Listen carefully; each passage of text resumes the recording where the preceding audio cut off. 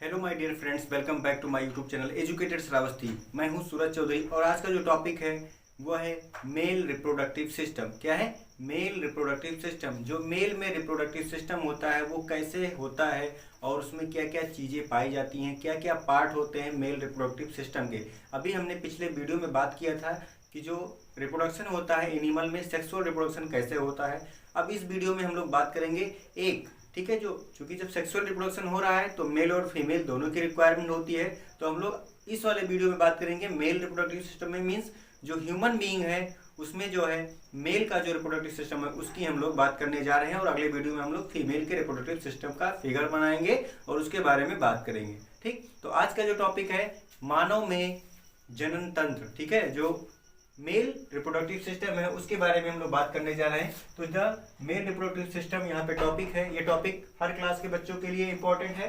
ठीक, तो सबसे पहले हम जान लेते हैं कि जो मेल रिप्रोडक्टिव सिस्टम होता है वो होता क्या है। आप सभी लोग जानते हैं कि जो मेल रिप्रोडक्टिव सिस्टम होता है वो टेस्टिस होता है और जो पेनिस होता है वही होता है, लेकिन ये सारी चीज़ें नहीं होती हैं। इसमें क्या होता है, हम लोगों के पास मीन्स जो मेल होते हैं ह्यूमन बीइंग उनके पास वन पेयर टेस्टिस होता है। ठीक, वन पेयर टेस्टिस होता है और ये कहाँ सिचुएटेड होता है? ये एब्डोमिनल रीजन में सिचुएटेड होता है। ठीक, एब्डोमिनल रीजन में होता है। ठीक, अब इसके ऊपर एक लेयर पाई जाती है जिसको क्या कहते हैं? स्कॉर्टम कहते हैं। अब स्कॉर्टम का काम क्या है? स्कॉर्टम का काम यह है कि जो इन्वायरमेंटल टेम्परेचर है उससे 3% लगभग 2.5 to 3 डिग्री टेम्परेचर जो है बिलो रखता है। ठीक, मतलब 3 डिग्री टेम्परेचर जो है वो कम रखता है। स्पर्म के फॉर्मेशन के लिए ये रिक्वायरमेंट होती है। ठीक है, अब जैसे हम लोग जब बात करते हैं मेल रिप्रोडक्टिव सिस्टम में तो उसके कुछ पार्ट होते हैं, जैसे टेस्टिस हो गया। ठीक, अब उसके बाद में एपिडाइडमिस हो गया, फिर क्या हो गया? वास डिफरेंस हो गया, फिर क्या हो गया? सेमिनल वेसिकल हो गया, फिर यूरेथ्रा हो गया, फिर पेनिस हो गया। ठीक, अब यहाँ पे हमने पूरा फिगर बना दिया है, उसको आप लोग ध्यान से देखिएगा। ये जो टेस्टिस है, ये टेस्टिस के नीचे एक लेयर पाएगी, इसको कहा गया स्कॉर्टम। ठीक, अब स्कॉर्टम का काम क्या होता है? जो एक्सटर्नल लेयर होती है टेस्टिस में वो होता है स्कॉर्टम। इसका काम होता है कि 3 डिग्री सेल्सियस टेम्परेचर ये नॉर्मल रखता है, मीन्स कम रखता है। हमारी बॉडी टेम्परेचर से 3 डिग्री टेम्परेचर ये कम रखता है। ठीक है, ये स्पर्म के फॉर्मेशन के लिए ये रिक्वायरमेंट होती है कि उसका टेम्परेचर कम होना चाहिए। ठीक, अब एपिडाइडमिस होता है। फिर उसके बाद एपिडाइडमिस आता है। अब मान लो स्पर्म का फॉर्मेशन कहाँ पे होता है इसकी बात कर लें तो हमने यहाँ पे एक बहुत ही सिंपल तरीके से लिख दिया है। यहाँ पे जो सेमनीफेरस ट्यूब्यूल्स होता है, जो ये स्पर्म है, इसकी जब हम लोग सेक्शनिंग करेंगे तो उसके अंदर क्या होता है? सेमनीफेरस ट्यूब्यूल्स होता है। ठीक, सेमनीफेरस ट्यूब्यूल्स की लंबाई जो होती है लगभग 500 होती है, मिलीमीटर होती है। फिर यहाँ पे स्पर्म का फॉर्मेशन होता है। स्पर्म का फॉर्मेशन कहाँ पे होगा? सेमनीफेरस ट्यूब्यूल्स में होगा। अब वहां से होकर के वो कहाँ जाएगा? वासा इफरेंसिया में जाएगा। ठीक, वासा इफरेंसिया में जाएगा, फिर जो है एपिडाइडमिस में आएगा। ठीक, सेमनीफेरस ट्यूब्यूल्स टेस्टिस के अंदर है, वासा इफरेंसिया टेस्टिस के अंदर है। ठीक, अब जो है उसके बाद एपिडाइडमिस में आता है। एपिडाइडमिस जो ये उभरा हुआ थोड़ा स्ट्रक्चर होता है, यहाँ पे एपिडाइडमिस बना हुआ है। ठीक, यहाँ पे एपिडाइडमिस में आएगा। अब एपिडाइडमिस में जो है आकर के स्पर्म जो है यहाँ पे पहुंचेगा, फिर उसके बाद में वास डिफरेंस में पहुंचेगा। ठीक, अब एपिडाइडमिस से निकला स्पर्म वास डिफरेंस में पहुंचा, इसको क्या कहते हैं? स्पर्म डक्ट भी कहा जाता है, शुक्राणु वाहिका भी कहा जाता है। ठीक, अब ये वास डिफरेंस में पहुंचा, अब ये कहाँ जाएगा? सेमिनल वेसिकल में जाएगा। अब ये यहाँ से होते हुए कहाँ जाएगा? सेमिनल वेसिकल में जाएगा। ये सेमिनल वेसिकल का काम क्या होता है? ये न्यूट्रिशन देता है स्पर्म को। क्या देता है? न्यूट्रिशन देता है स्पर्म को। अब उसके बाद में इजाकुलेटरी डक्ट, ठीक है, इजाकुलेटरी डक्ट में ये जो है स्पर्म आ गया, इजाकुलेटरी डक्ट में स्पर्म आ गया। ठीक, यहाँ से जो है ये लाइन खुली होनी चाहिए, ये इजाकुलेटरी डक्ट में स्पर्म आया। अब जो है ये यूरेथ्रा के थ्रू बाहर चला जाएगा। ये होता है स्पर्म का फॉर्मेशन, यहाँ पे हुआ, फिर इस रास्ते से होकर के ये यहाँ से बाहर निकलता है यूरेथ्रा के थ्रू। अब टेस्टिस है, टेस्टिस के ऊपर स्कॉर्टम है, फिर एपिडाइडमिस है। ठीक, फिर उसके बाद में वास डिफरेंस जिसको कहा जाता है स्पर्म डक्ट कहा जाता है। ठीक, अब उसके बाद में एक प्रोस्थेट ग्लैंड भी पाई जाती है। प्रोस्थेट ग्लैंड एक चैम्बर के तरीके से काम करता है। ये क्या करता है? ये अम्लीय लिक्विड को रिलीज करता है। ठीक, कुछ अम्लीय तत्व जो होते हैं, पदार्थ होते हैं, उनको ये रिलीज करता है। 25% जो होता है स्पर्म का, वो स्पर्म को सक्रिय बनाने में हेल्प करता है, जिससे स्पर्म जो है सक्रिय रहे। ठीक, अब ये होता है प्रोस्थेट ग्लैंड, यहाँ पे स्थिर होता है। ठीक है, अब उसके बाद में जो ये ब्लेडर होता है ये यूरिनरी ब्लेडर है, यहाँ पे यूरिन भी स्टोर होता है। ठीक, अब यूरिनरी ब्लेडर आ गया आपका, फिर वहाँ से ये यूरेथ्रा है। ठीक, अब जो है ऐसे आपका स्पर्म बाहर निकल रहा है, ये यूरेथ्रा हो जाता है। फिर ये होता है पेनिस। जो पेनिस होता है उसमें क्या होता है, एक फोल्डेड स्किन होता है, जो आगे का हिस्सा होता है उसको हम लोग ग्लैंड पेनिस भी कहते हैं, और उसके ऊपर जो स्किन होता है उसको फोर स्किन कहा जाता है। ठीक है, तो ये है मेल रिप्रोडक्टिव सिस्टम। अब इसमें जो है कुछ चीज़ें और भी हैं बताने लायक, आपको वो सुन लीजिए।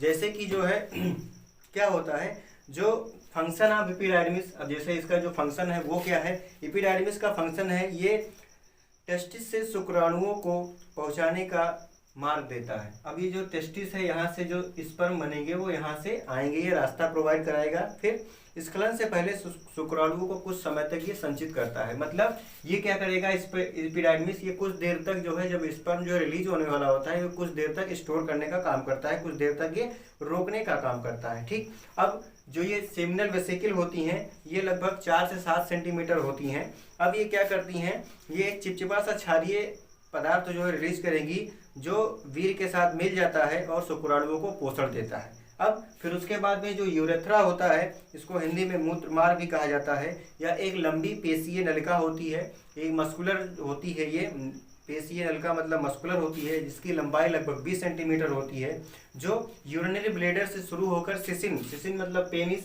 यहाँ यूरिनरी ब्लेडर के शुरू होकर के ये सिसिन पेनिस के अग्रभाग तक ये जो है यूरिनोजेनाइटल अपर्चर द्वारा ये शरीर से बाहर खुलती है, यहाँ से ये बाहर खुल जाती है। ठीक, अब ये जो सिसिन होता है, जो पेनिस होता है, यह वाह्य जनन अंग है। ठीक, ये एक्सटर्नल रिप्रोडक्टिव आर्गन होता है, और जो मेन रिप्रोडक्टिव आर्गन होता है, प्राइमरी होता है, वो टेस्टिस होता है। ठीक, ये जो है ये एक्सटर्नल रिप्रोडक्टिव आर्गन है, यह कपुलेशन आर्गन भी कहलाता है। ठीक, ये कपुलेटरी आर्गन भी कहलाता है।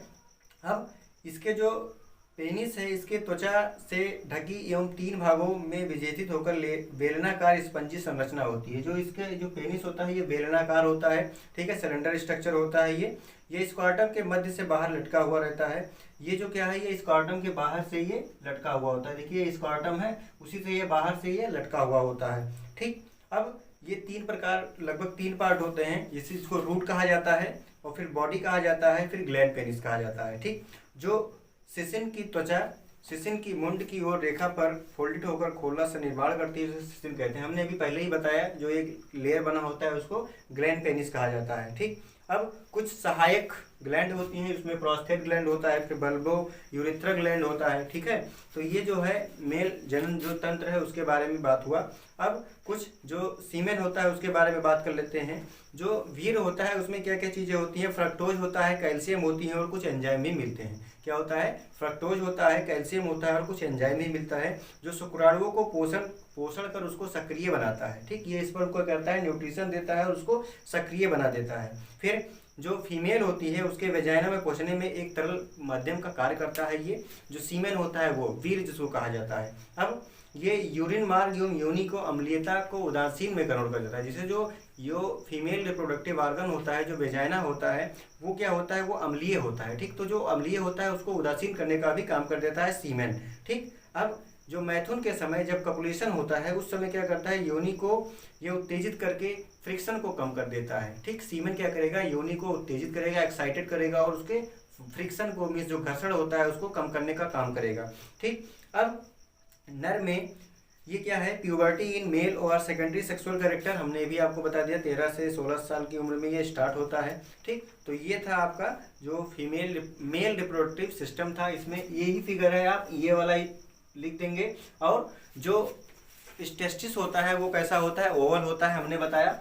और जो इसकी लेंथ होती है लगभग 4 से 5 सेंटीमीटर होती है, और जो इसकी ब्रेथ होती है 2 से 3 सेंटीमीटर होती है। ठीक, अब ये है आपका बहुत ही सिंपल तरीके से मैंने आपको बता दिया है, इसमें इतना ही है। और कुछ अगर आपको समझ में नहीं आया होगा तो प्लीज़ कमेंट करके ज़रूर बताइएगा, कुछ समझ में नहीं आया है। नेक्स्ट वीडियो में हम लोग फीमेल रिप्रोडक्टिव सिस्टम के बारे में बात करेंगे।